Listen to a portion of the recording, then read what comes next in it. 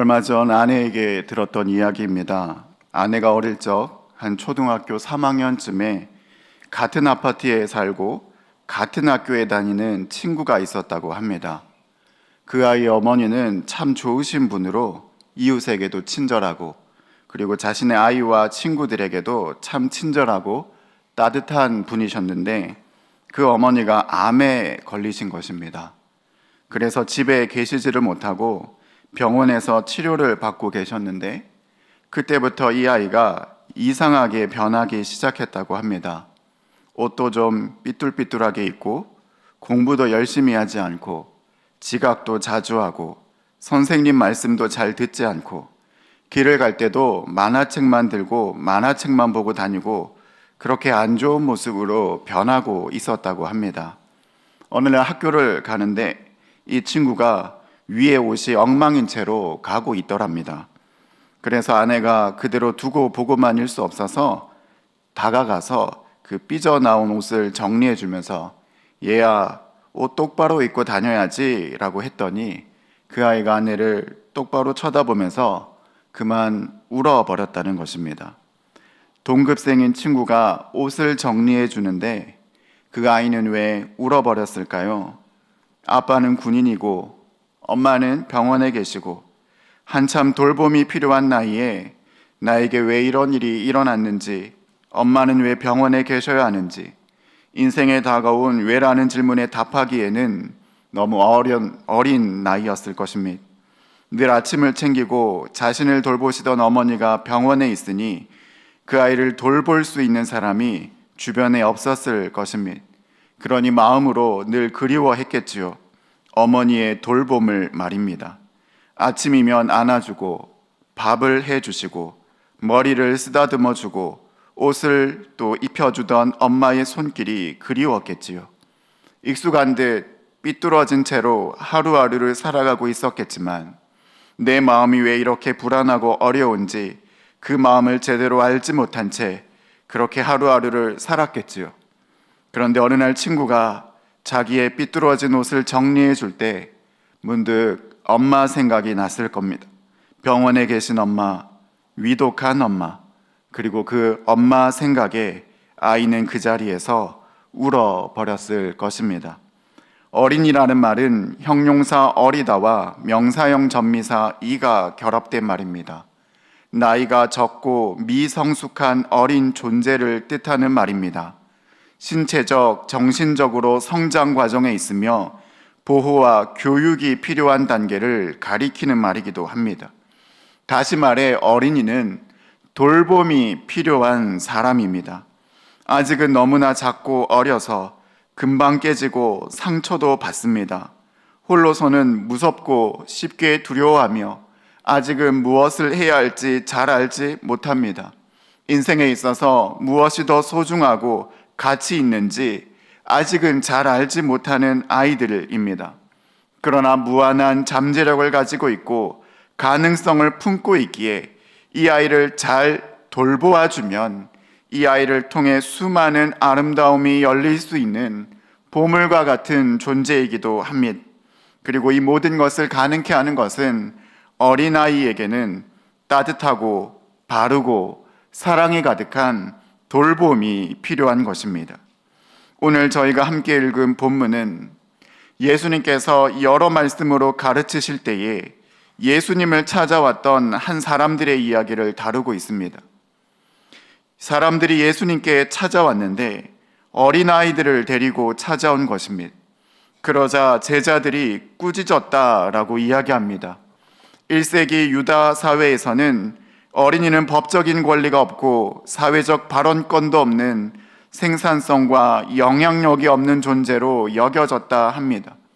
그러니 이렇게 가치가 없는 존재, 중요도가 떨어지는 존재가 예수님 앞에 나오는 것을 부적절하게 여긴 것 같습니다.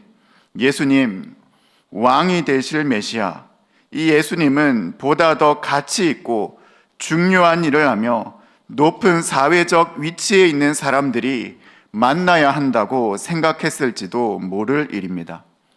그런데 이러한 장면을 보시고 이 장면에 대한 예수님의 반응이 조금 놀랍습니다. 14절을 보시면 예수께서 보시고 노하시어 이르시되라고 성경은 기록합니다. 예수님께서 화를 내셨다고 하십니다. 자신에게 다가오는 어린이들을 막아서는 제자들을 향해 예수님께서 화를 내셨다는 것입니다. 성경을 보면 예수님이 노하신 사건이 그렇게 많지는 않으십니다. 성전 정화 사건이나 안식일에 손 마른 사람을 고치시려고 할 때 이를 두고 시험하려 했던 바리새인들을 향하여 노하셨던 기록이 성경에 기록되어져 있습니다.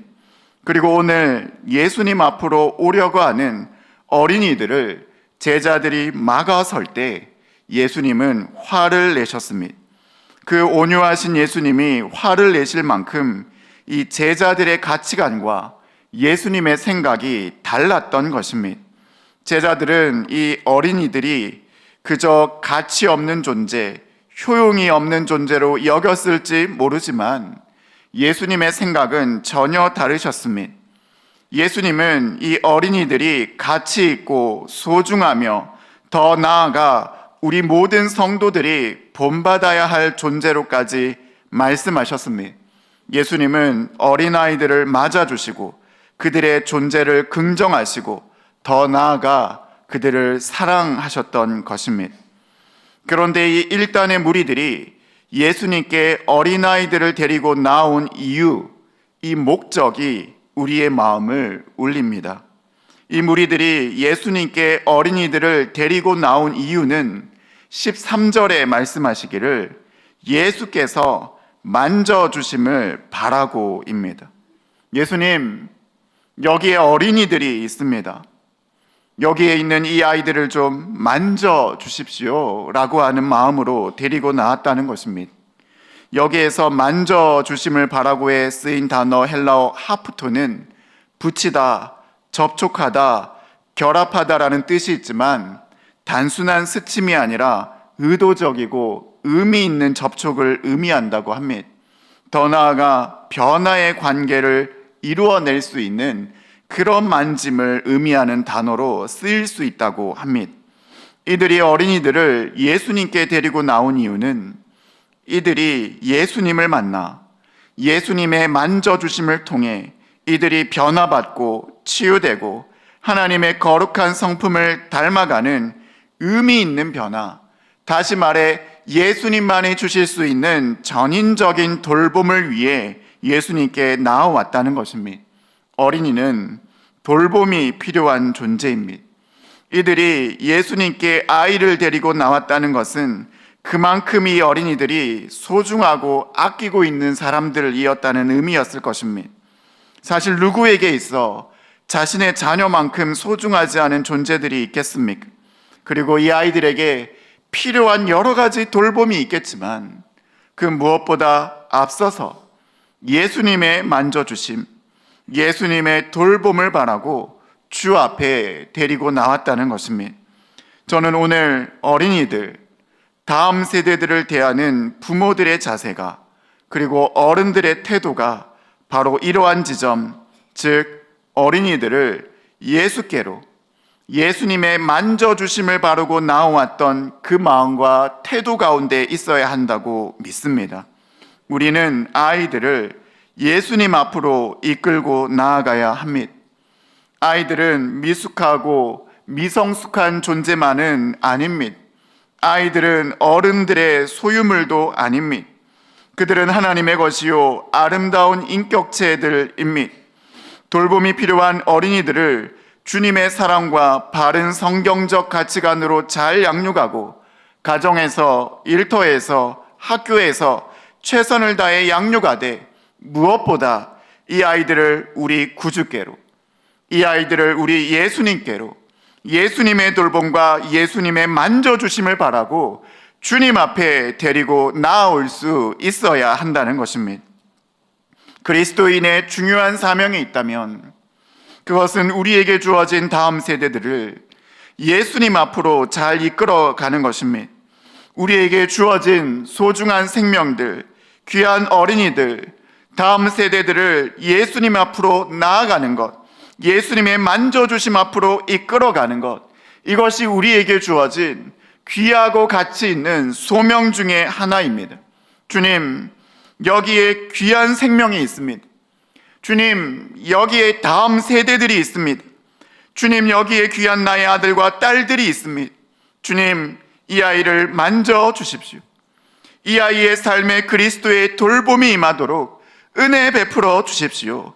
그렇게 예수님께로 인도해야 될 줄을 믿습니다. 그러한 맥락에서 우리는 오늘날 우리들의 다음 세대가 이 땅에 많은 어린이들이 바르고 사랑 가득한 돌봄 가운데 머물러 있는지를 살펴보아야 할 줄로 압니다. 아이들은 보호받아야 합니다. 아이들은 사랑과 따뜻한 돌봄 속에 머물러야 합니다. 그런데 우리 주변의 아이들은, 그리고 이 땅의 아이들은, 대한민국과 전 세계의 아이들은 이러한 따뜻하고 사랑 가득한 돌봄 가운데 머물러 있는가요? 아니면 이 땅의 어린이들과 아이들이 예수님께로 나아가는 것을 막았던 제자들과 같이 아이들이 예수님의 사랑 가운데로 나아가는 것을 막아서는 장애물들이 남아있지는 않는가요? 요즘 같은 시대에 어려운 가운데 있는 애들이 어디 있느냐고, 요즘 같은 시대에 아픔 가운데 있는 아이들이 어디 있느냐고 생각할지 몰라도 생각보다 주변에 많은 아이들이 어려움과 아픔 가운데 처해 있습니다. 이 아이들은 예수님 앞으로 이끌림을 받아야 할 것인데 막아서는 존재들이 여전히 이 땅과 사회 가운데에는 많이 있다는 것입니다.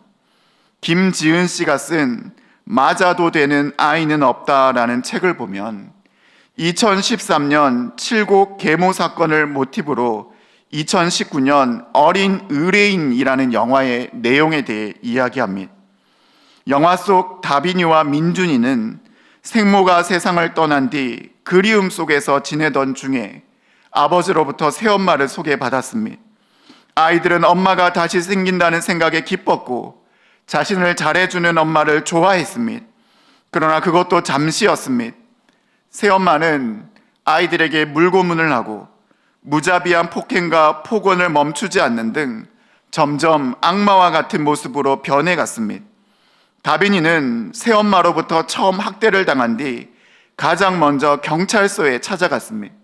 새엄마가 자신의 목을 졸랐다고 신고했지만 경찰은 아이를 오히려 꾸짖었습니다.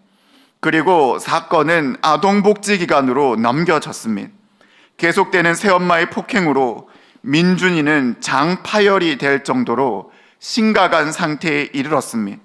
그러나 치료비가 비싸다는 이유로 병원에 데려가지 않고 그대로 방치했고 아이는 죽음에 이르게 되었습니다.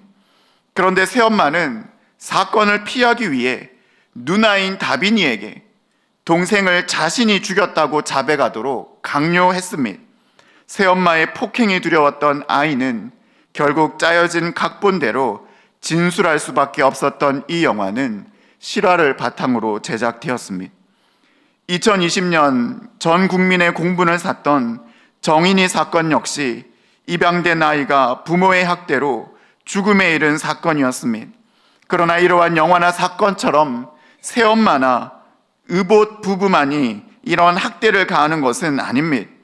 오히려 친부모에 의한 학대가 더 많은 경우를 차지하고 있으며 어린이집이나 돌보미 같은 대리 양육자에 관한 사건도 끊이지 않고 발생하고 있습니다. 사람들은 어린이가 학대를 당한다고 하면 신체적인 학대를 생각하지만 그러나 그 이상으로 심각한 문제가 되는 것은 정서적인 것입니다. 아이에게 극심한 정서적 학대를 가해 공판 검사마저 눈물을 흘리게 했던 사건이 있었답니다. 외할머니와 친모가 5살 아이를 학대한 사건으로 공판 검사가 공소 사실을 읽는 내내 울컥할 정도로 가슴 아픈 일이었습니다. 학대당한 아이는 작은 실수에도 스스로 잘못을 말하도록 길들여졌습니다.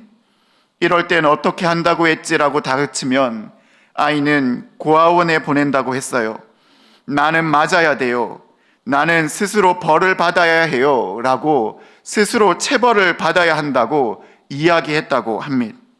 이러한 환경 속에서 어린 시절 부모로부터 학대를 경험하며 자란 아이들은 성인이 되었을 때 부정적인 결과를 초래하는 경우가 많습니다. 실제로 연구 자료에 따르면 성인 폭력 가해자들을 대상으로 조사한 결과 중 상당수가 아동기에 부모로부터 아니면 주변 사람들로부터 학대를 받거나 부모의 폭력을 목격한 경험이 있는 것으로 나타납니다. 아직도 우리 주변에는 하나님이 우리에게 허락하신 아름다운 생명들, 바르고 따뜻하고 사랑이 가득한 돌봄이 필요한 아이들을 향한 잘못된 인식과 무관심 속에서 아파하고 있는 아이들이 있습니다. 하나님께서 허락하신 아름다운 생명으로 예수님의 만져주심을 바라고 그들을 주님께로 이끌어야 할 책임이 우리에게 있다면 먼저 우리의 이웃과 이 사회 가운데 자라나고 있는 수많은 어린이들이 바른 돌봄 가운데 머물러 있는지를 살펴볼 수 있는 사랑과 관심이 우리에게 있어야 할 줄로 믿습니다. 이러한 신체 정서적 학대뿐만 아니라 부모로부터 버림받은 아이들도 있습니다. 중병에 걸려 24시간 돌봄을 받아야 하는 아이들이 있습니다. 심각한 가난과 경제적인 형편으로 인해 온전한 돌봄에 이르지 못하는 아이들, 생계를 걱정하고 도시락을 걱정하고 끼니를 염려해야 하는 아이들도 이 땅에는 여전히 있습니다. 가난으로 인해 아프지만 치료를 받지 못하는 아이들도 이 땅에는 여전히 있습니다. 주님은 어린아이들이 내게로 오는 것을 용납하고 금하지 말라 말씀하셨습니다. 우리는 예수님의 만져주심을 바라고 이 아이들을 주님께로 이끌어가는 돌봄의 책임이 있는 어른들입니다. 이 땅에 함께 태어나 살아가고 있는 수많은 어린이들을 마음에 품고 따뜻하고 바른 돌봄으로 돌볼 수 있는 저희 모두가 될 수 있기를 바랍니다. 이 땅에 태어나 여러 가지 이유로 따뜻한 사랑과 온기 가운데 머물지 못하는 많은 어린이들을 우리 다시 한번 기억해 봅시다. 우리 주변에 그 돌봄 가운데 머물지 못하는 이들이 없는지 한번 살펴봅시다. 그리고 그들을 향해 돌볼 수 있는 예수님으로 이끌 수 있는 저희 모두가 될 수 있기를 바랍니다. 그러나 무엇보다 우리 아이에게는 이 예수님의 만져주심, 즉 영적인 돌봄이 필요합니다. 예수님께로 이끌고 왔던 아이들을 맞이하신 예수님은 16절을 보시면 그 어린아이들을 안고 그들 위에 안수하시고 축복하셨다라고 기록합니다. 예수님의 안수와 축복은 단순히 이 땅에서의 복만을 의미하는 것이 아닙니다. 그저 건강하고 공부를 잘하고 장래와 진로가 평탄해지는 정도의 복만을 의미하는 것이 아니라는 것입니다.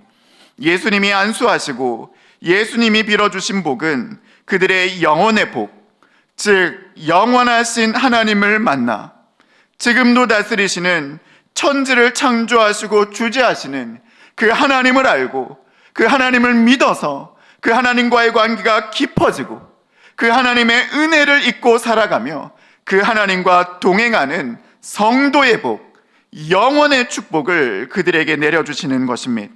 인생의 어려움은 죄로부터 기인합니다. 죄의 문제는 해결해도 되고 안 해도 되는 문제가 아닙니다. 죄의 문제는 반드시 해결받아야만 하는 문제입니다.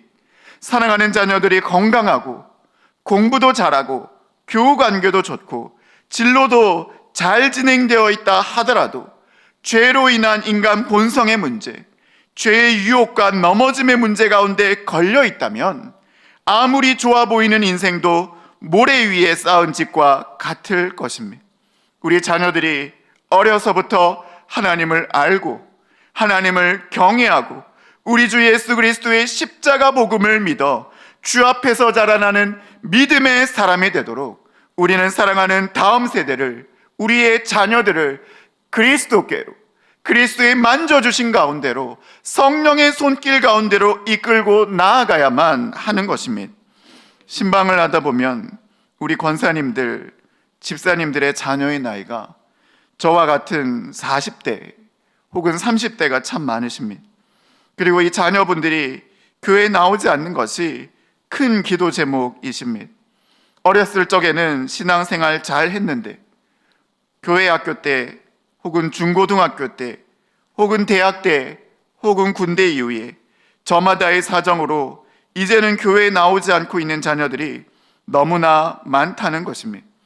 지금은 교회에 나오지 않을지라도 그들의 마음 가운데 있는 신앙은 여전히 있음을 믿으며 여전히 기도하시는 권사님들, 집사님들이 참으로 많이 계십니다. 그들의 우리 40대와 30대의 형편을 보면 이 사회가 얼마나 만만치가 않습니까?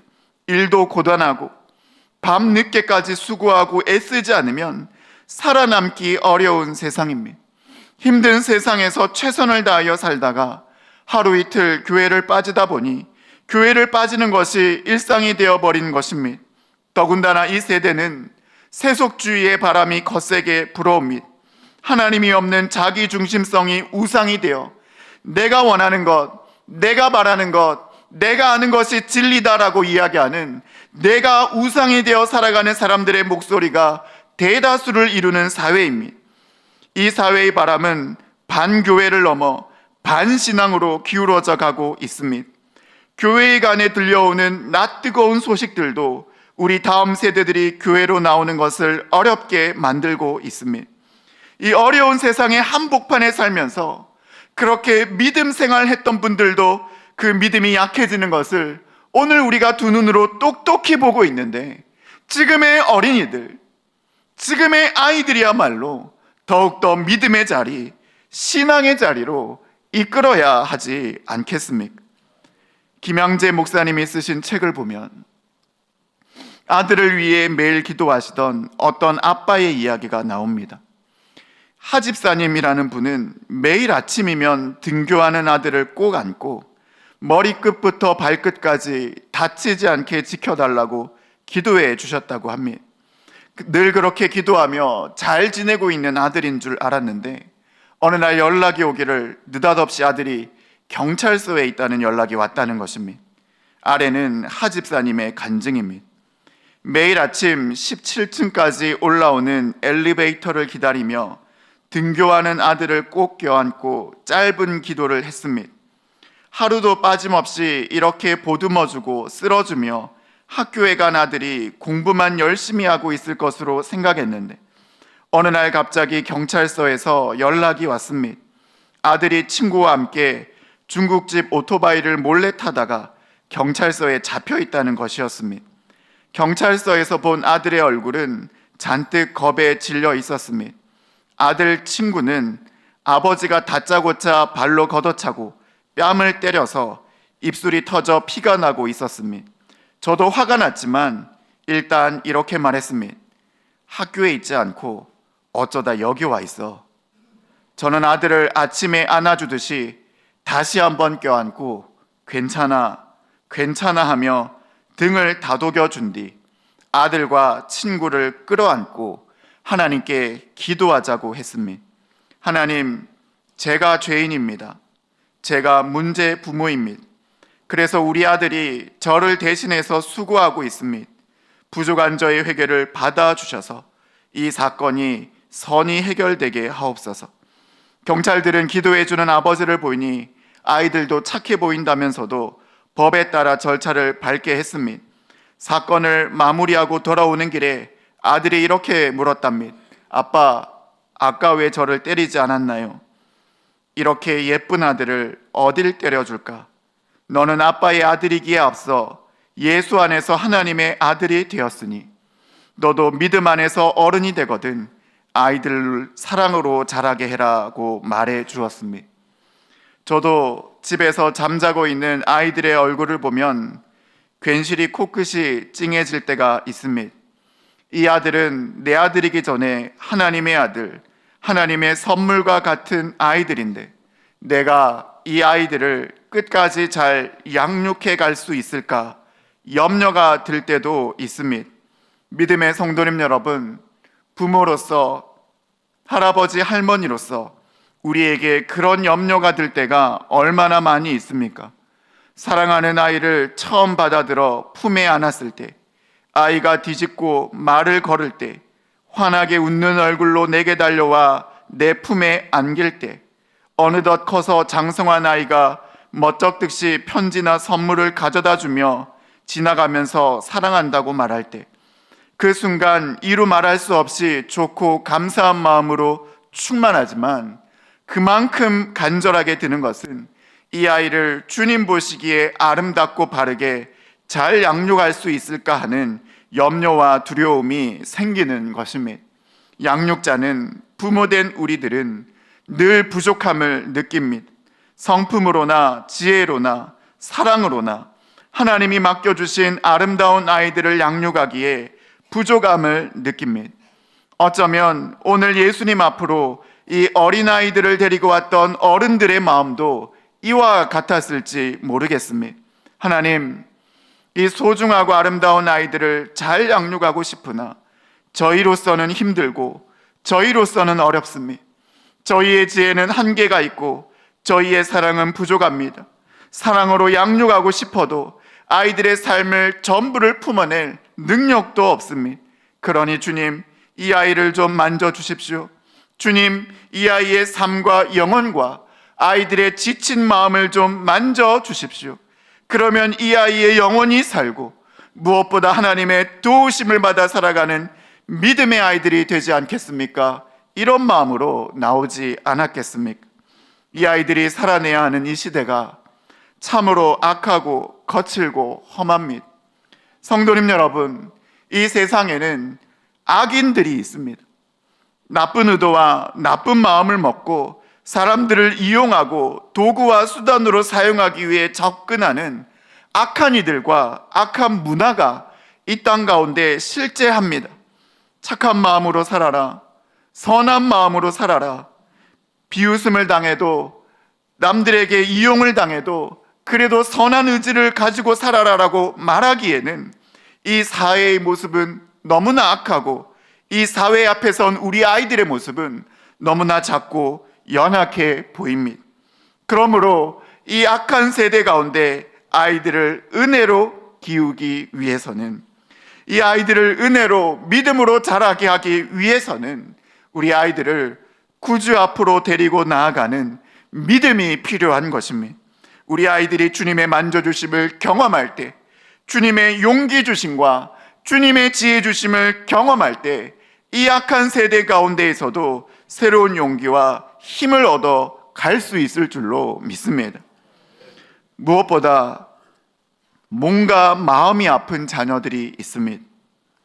삶의 작은 실패로 인해 좌절해 있거나 어려운 가운데 있는 자녀들도 있습니다.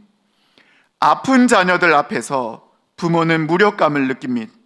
사랑하지만 해줄 수 없는 답답함을 경험합니다. 동그란 눈에 눈물을 글썽이며 아파하는 자녀들을 안아줄 수는 있어도 그 아픔을 해결해 줄 수 없는 절망감에 부모는 어떻게 해야 하겠습니까? 중환자실에서 안아줄 수도 없는 아이를 둔 부모의 마음은 어떠하겠습니까? 부모는 대신 아프고 싶습니다. 어떤 선교사님은 아이가 처음 태어났을 때 선교지에 모기가 너무 많은데 아이가 모기 물리는 것이 너무 싫어서 하나님, 모기가 아이 말고 나만 물게 해주세요 울며 기도했다는 이야기도 들은 적이 있습니다. 사랑하는 자녀가 벌써부터 삶의 무게를 견뎌내고 있을 때, 성적과 외모와 친구와 관계로 인해 힘들어하고 있는 아이들의 모습을 볼 때, 몸과 마음이 아픈 모습을 볼 때 부모는 무력감을 느낍니다. 사랑하고 싶지만 해줄 수 있는 것이 없어 마음의 간절함을 경험합니다. 그러나 그때에 우리는 사랑하는 자녀들을, 그들의 영혼을 데리고 예수님 앞으로 나아갑니다. 주님의 만져주심을 바라고 예수님 앞으로 나아갑니다. 주님, 여기에 내 사랑하는 자녀가 있습니다. 이 자녀를 좀 어루만져 주옵소서. 이 자녀를 고쳐주시고 치유하여 주옵소서. 상처난 마음에 새살이 돋고 새 힘이 생기게 하시며 낙심한 마음에 하나님만이 주실 수 있는 용기와 소망을 얻게 하여 주옵소서. 그리스도의 은혜 안에서 자라나는 아이 되게 하옵소서. 주님, 저희는 아이를 사랑하오나 다 보살필 수 없사오니 사랑하는 주님, 우리 어린 자녀들을 주님께 데리고 나아갑니다. 주님 품으로 이 아이를 데리고 나아갑니다. 주님, 이 아이를 만져 주옵소서. 안수하시고 안아주시고 복 내려 주옵소서. 그렇게 아이들을 주님께로 이끄는 믿음이 우리 모두에게 있으실 수 있기를 바랍니다. 오늘은 어린이 주일입니다. 어린이 주일을 맞이하여 우리 가정 안에 있는 어린이들의 소중함을 기억합니다. 또 나아가 우리의 주변과 이 땅에 있는 어린이들을 기억합니다. 그들이 자라나기 위해서는 바르고 따뜻한 돌봄이 필요합니다. 아직도 이 사회 곳곳에는 어려움에 있는 어린이들이 있습니다. 학대와 가난과 질병과 무관심 속에서 돌봄을 받지 못하고 있는 어린이들을 기억하며 이 땅의 어린이들을 예수님 앞으로 이끌기 위해, 예수님의 만져주심을 받기 위해 아이들의 마음과 생각을 돌아볼 수 있는 어린이 주일 되실 수 있기를 바랍니다. 우리 아이들은 예수님의 만져주심을 받아야 합니다. 부모가 자녀를 아무리 사랑한 듯 자녀의 모든 삶을 책임질 수 없습니다. 부모가 자녀를 아무리 아낀들 그들의 마음까지 만져주기가 어렵습니다. 그들의 삶을 만지시고 영혼을 만져주시는 분은 그리스도 주님이십니다. 우리 아이들은 예수님의 만져주심을 받아야만 합니다. 주님, 사랑하는 자녀를 주님 손에 올려드립니다. 주님, 내 아이를 만져주십시오. 내 아이의 영혼을 붙들어 주십시오. 내 아이의 나아가는 삶을 책임져 주십시오.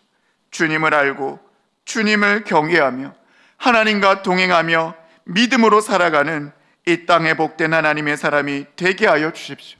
이렇게 기도하며 사랑하는 자녀들을 주님께로 이끌어 나아가는 하나님의 사람들 다 되실 수 있기를 바랍니다. 오늘은 어린이 주일입니다. 그러나 오늘 어린이 주일, 어린이를 향한 찬양과 어린이를 향한 설교가 마음이 어렵고 슬픔 가운데 계시는 가정이 있을지도 모르겠습니다. 그러나 어린이를 사랑하시고 품어주시는 그 사랑 많으시고 용납 많으신 하나님께서 그 가정 가운데에도 동일한 은혜 베풀어 주시고 용납하시고 받아주시며 은혜 베풀어 주실 줄을 믿습니다.